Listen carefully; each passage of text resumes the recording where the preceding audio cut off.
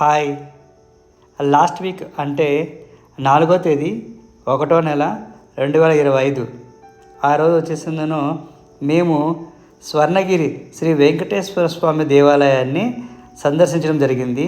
ఈ దేవాలయం ఎక్కడుంటుందంటే తెలంగాణ రాష్ట్రం భువనగిరి జిల్లాలో ఉందన్నమాట. ఇది మనము హైదరాబాద్ నుంచి వరంగల్కి వెళ్ళేటప్పుడు హైదరాబాద్ నుంచి 64 కిలోమీటర్ల తర్వాత కుడివైపున వస్తుంది ఈ దేవాలయము. మీరు చూసుకోవచ్చు. కావాలంటే చాలా బోర్డ్స్ వచ్చేసినాను. స్వర్ణగిరి దేవాలయం అనేసి మనకు ఎంట్రీ బోర్డ్స్ అనేది వస్తాయి. సో ఇది నోటీస్ చేసుకో, ఇది గుర్తించవచ్చు.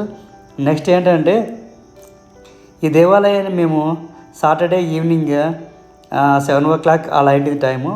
ఆ టైంలో దేవాలయాన్ని సందర్శించడం జరిగింది.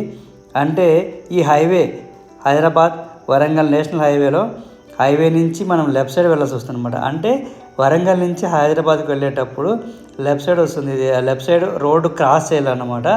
ఈ మెయిన్ రోడ్ నుంచి ఈ దేవాలయానికి అప్రాక్సిమేట్లీ 2 kilometers వస్తుంది. మనకు వచ్చేసిందను సాటర్డే వెళ్ళినాం కాబట్టి చాలా అంటే చాలా వెహికల్స్ వచ్చేసిందను మనం చూడవచ్చు కూడా. సో ఈ దేవాలయంకి సాటర్డే కాబట్టి విపరీతమైన క్రౌడ్ ఉండింది. అందులో మేము నైట్ టైం వెళ్ళాం కాబట్టి మాకు ఆ వ్యూ అనేది చూడడానికి చాలా అంటే చాలా బాగుంది. అందులో మేము ఫస్ట్ టైం వెళ్ళాం కాబట్టి మాకు ఒక మర్చిపోలేని అనుభూతిలా అనిపించింది అన్నమాట. మొత్తానికి ఈ ఎంట్రీ పాయింట్ నుంచి మొత్తం కార్ పార్కింగ్ వరకు అప్రాక్సిమేట్లీ మనం గుర్తించినట్లయితేనా అది నేను నోటీస్ చేశాను. తర్వాత మా కార్ పార్కింగ్ చాలా లోపల ఉండిందన్నమాట. 1 kilometer పైన ఉండింది. అక్కడ పార్క్ చేసి బై వాక్ నడుచుకుంటూ దేవాలయానికి వెళ్ళడం జరిగింది.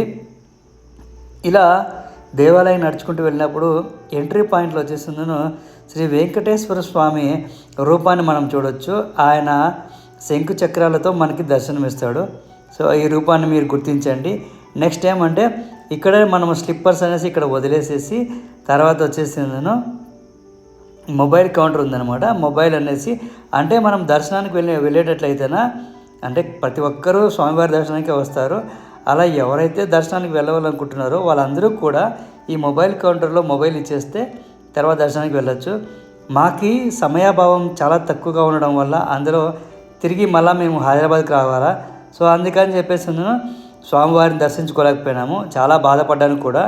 సో అందుకని చెప్పేసి గర్భాలయంలో ఉన్నటువంటి స్వామి దర్శించుకోకుండా దేవాలయం మొత్తం సరౌండింగ్ మొత్తం రౌండ్స్ వేసామన్నమాట. అలా వేయడం వల్ల ఏమైందంటేనా దేవాలయానికి వచ్చేసిందను మనం స్టార్టింగ్లో ఎలా అయితే లోపలికి వెళ్తామో అలా వచ్చేసిన బ్యాక్ సైడ్ కిందికి వస్తాం కదా. అంటే వెనుక మార్గాన్ని వచ్చినప్పుడు వచ్చేసిందను అక్కడ ఒక చిన్నపాటి దేవాలయం ఉంది. ఆ దేవాలయంలో నడి భాగంలో చిన్నపాటి కోనేరు ఉంది. ఆ కోనేరులో వచ్చేసిన శ్రీ మహావిష్ణువు మీద నిద్రిస్తున్నటువంటి ఒక రూపంలో ఆ నీళ్ళలో దర్శనమిస్తాడు. అది చూడడానికి అది మామూలుగా ఉండదు. నిజంగా అది మనం 2 కళ్ళు సరిపోవన్నమాట. అంత బాగుంటుంది. అందులో నైట్ పూట అయితేనా చూస్తేనా ఇంకా మెస్మరైజ్గా ఉంటుంది అన్నమాట. నేను ఈ వీడియోలో మీకు చూపించాను, ఒకసారి మీరు కూడా చూడండి. ఇలా ఈ దేవాలయానికి వచ్చేసిందను ఇంకొంతమంది ఒక ట్రస్ట్ ఆధ్వర్యంలో వచ్చేసిందను ఆ వెంకటేశ్వర స్వామి మీద భక్తితో అభిమానంతో దేవాలయాన్ని నిర్మించడం జరిగింది. ఆ స్టోరీ కూడా వాళ్ళ నేమ్స్ కూడా నేను ఈ వీడియోలో చెప్తాను. మీరు అది కూడా గుర్తుంచుకోండి. ఈ దేవాలయం ఆర్కిటెక్చర్ మొత్తము కూడా తిరుమలలో ఉన్నటువంటి దేవాలయం ఎలా ఉందో అలానే ఇంచుమించుగా అలానే నిర్మించారు. ఎక్కడ ఈ దేవాలయం మొత్తం గమనించేట్లయితేనా శ్రీ వెంకటేశ్వర స్వామి నామాలతోనే నిండిపోయి ఉంటుంది. అది బాగా నోటీస్ చేశాను. చూసుకోవచ్చు అయితేనా ఈ చీకట్లో ఈ వెలుగులతో ఈ దేవాలయాన్ని చూడడం అనేది చాలా అంటే చాలా ఆనందానికి నా మనసుకు ఆనందానికి గురి చేస్తుంది అన్నమాట. సో ఇది నేనైతే నోటీస్ చేశాను. హైదరాబాద్ వాళ్ళకి, తర్వాత వచ్చి భువనగిరి జిల్లా వాళ్ళకి, తర్వాత వచ్చేసిందను వరంగల్ జిల్లా వాళ్ళకి అందరికీ కూడా ఈ దేవాలయం వచ్చేసిన స్వర్ణగిరి శ్రీ వెంకటేశ్వర స్వామి దేవాలయం అందుబాటులో ఉంటుంది అని చెప్పడంలో ఎటువంటి సందేహం లేదు. నేను మొదటిసారి వెళ్ళాను కాబట్టి ఈ దేవాలయం నాకు చాలా బాగా నచ్చింది. మీరు ఎవరైనా వెళ్ళాలనుకుంటే సో వెళ్ళి స్వామివారిని దర్శించుకోండి.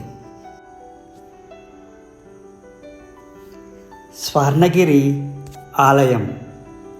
స్వర్ణగిరి శ్రీ వెంకటేశ్వర దేవాలయం కలియుగ ప్రత్యక్ష దైవం శ్రీ వెంకటేశ్వర స్వామి దేవాలయం తెలంగాణ రాష్ట్రం యాదాద్రి భువనగిరి జిల్లా భువనగిరి సమీపంలోని మానేపల్లి హిల్స్లో నిర్మించబడింది. ఈ ఆలయం శ్రీ వెంకటేశ్వర స్వామికి అంకితం చేయబడిన హిందూ దేవాలయం. మానేపల్లి చారిటబుల్ ట్రస్ట్ ఈ దేవాలయం నిర్మించగా చిన్నజీయర్ స్వామి చేతుల మీదుగా మార్చి 2024లో ప్రాణ ప్రతిష్ఠ జరిగింది. ఆలయం యొక్క విశేషాలు: యాదాద్రి భువనగిరి జిల్లా భువనగిరి సమీపంలో నూతనంగా నిర్మించబడిన స్వర్ణగిరి శ్రీ వెంకటేశ్వర స్వామి ఆలయ ప్రాణ ప్రతిష్ఠ 2024 మార్చి 6వ తేదీన జరిగింది. త్రిదండి శ్రీ శ్రీమన్నారాయణ రామానుజ జీయర్ స్వామి మంగళ శాసనములతో స్థానిక వ్యాపారవేత్త మానేపల్లి రామారావు సారథ్యంలో ఈ దేవాలయాన్ని నిర్మించారు. సుమారు 22 ఎకరాల ప్రాంగణంలో స్వర్ణగిరి అని నామకరణంతో కొండ మీద శ్రీ వెంకటేశ్వర స్వామి ఆలయం శ్రీ పంచరాత్ర ఆగమ తెన్నాచార్య సాంప్రదాయమును అనుసరిస్తూ ప్రాచీన శిల్ప శాస్త్రరీతులను అవలంబిస్తూ యాదాద్రి తిరుమల దేవస్థానం రూపుదిద్దుకున్నది. పల్లవ, విజయనగర, చోళ, చాళుక్య శిల్పరీతులతో ప్రాకారానికి 4 వైపులా 4 రాజగోపురాలతో విశాలమైన మండపాలతో 5 అంతస్తుల విమాన గోపురాలతో కూడిన గర్భాలయంలో 12 అడుగుల ఎత్తైన శ్రీ వెంకటేశ్వర స్వామి విగ్రహం నెలకొల్పబడింది. శ్రీవారితో పాటు అలివేలు మంగ, గోదాదేవి, మదన గోపాల కృష్ణస్వామి, గరుడాల్వార్, శ్రీ రామానుజాచార్య ఉపాలయాలు కూడా ఉన్నాయి. సుమారు 27 అడుగుల ఏకశిల్ప ఆంజనేయ స్వామి, శ్రీ లక్ష్మీ నరసింహస్వామి, భూవరాహస్వామి, వక్కలమాత ఉపాలయాలతో పాటు పుష్కరిణి, వేదమూర్తుల విగ్రహాలు, మధ్యలో జలనారాయణమూర్తి ఆకర్షణగా నిలుస్తాయి. 40 అడుగుల ఎత్తైన రథం కూడా ఉంది. ఎలా చేరుకోవాలి? భువనగిరి సమీపంలోని స్వర్ణగిరి ఆలయానికి భక్తుల సౌకర్యార్థం తెలంగాణ స్టేట్ ఆర్టీసీ బస్సులను హైదరాబాద్ నుంచి అందుబాటులోకి తెచ్చింది. ఇవి ఉప్పల్ ఎక్స్ రోడ్డు జేబీఎస్ నుంచి స్వర్ణగిరి ఆలయానికి ప్రతిరోజు ఉదయము, మధ్యాహ్నము, సాయంత్రం వేళల్లో బస్సులు అందుబాటులో ఉంటాయి.